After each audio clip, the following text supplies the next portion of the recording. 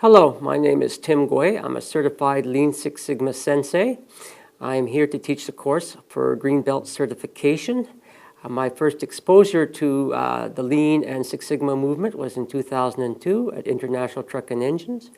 My main focus is improving financial and accounting processes, and more recently into software development processes. We'll start with an overview of the certification process. We'll talk about what a green belt is, the qualifications for taking the exam, the exam itself from the American Society for Quality, and the structure of this course.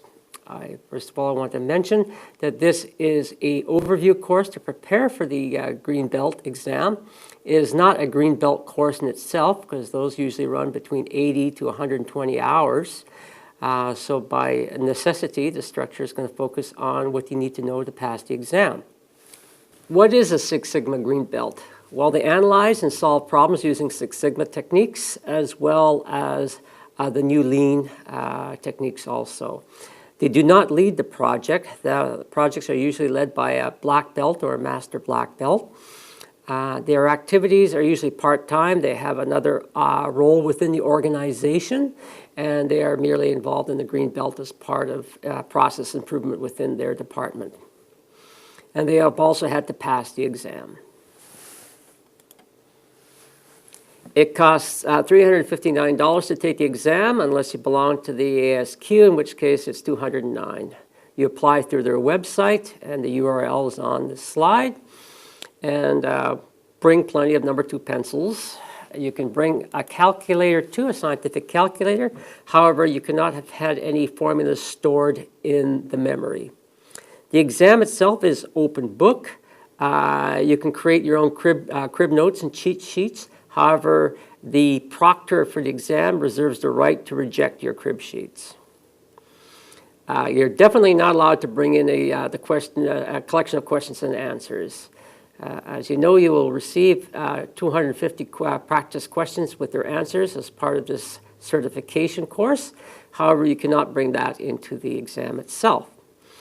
You cannot have calculators with an alphabetic keyboard. In other words, you can't bring in your smartphone or a tablet. You have to bring an old-style scientific calculator.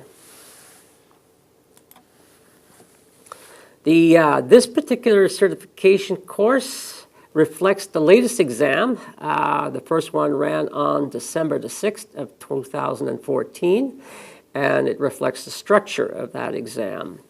There will be 13 questions on the overview of Six Sigma in the organization, 23 on the define phase, 23 on the measure phase, 15 on the analyze phase, 15 on the improvement phase, and 11 questions on control, for a total of 100 questions.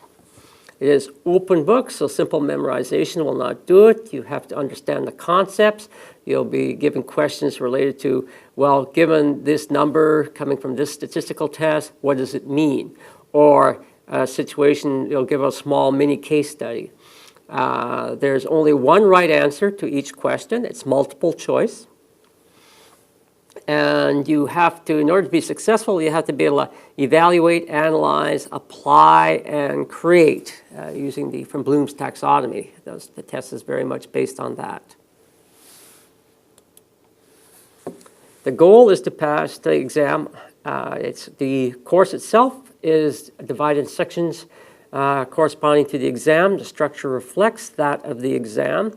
So the order may seem a bit strange at times, but then it reflects the exam. For example, the Lean material is spread between several sections. There will be Lean taught initially under Six Sigma in the organization. We'll address Lean again in define, in improve, and in control, rather than having it in a single section. The final section will be devoted to exam tips and traps, as well as a final night before the exam cram course.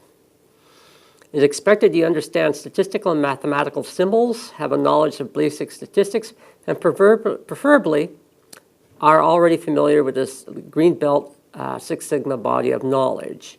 At the very least, you have to have a yellow belt body of knowledge. The course is designed as a review course. It is approximately 20 hours long. As I said earlier, it's not expected to take the place of a full Six Sigma Green Belt training course, which usually averages around 80 hours and can go up to 120 hours.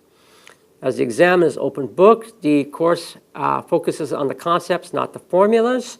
You're not expected to be able to crunch away with Minitab, but be able to understand what the numbers mean.